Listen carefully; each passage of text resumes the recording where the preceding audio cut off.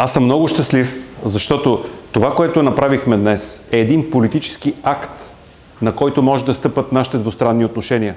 Отношенията между България и Черна гора са традиционно добри. През годините, сега по пътя към вашия път към Европа, в лицето на България вие имате надежден партньор и добър приятел. По отношение на туризма, това, което може да направим нашите две страни, да създадем интегриран туристически продукт, който да го наречеме бранд Балкани и да го продаваме общо на света, на Европа, на всички, които имат интерес. Това е нещо, което е съвършено качествено, различен продукт за туризма.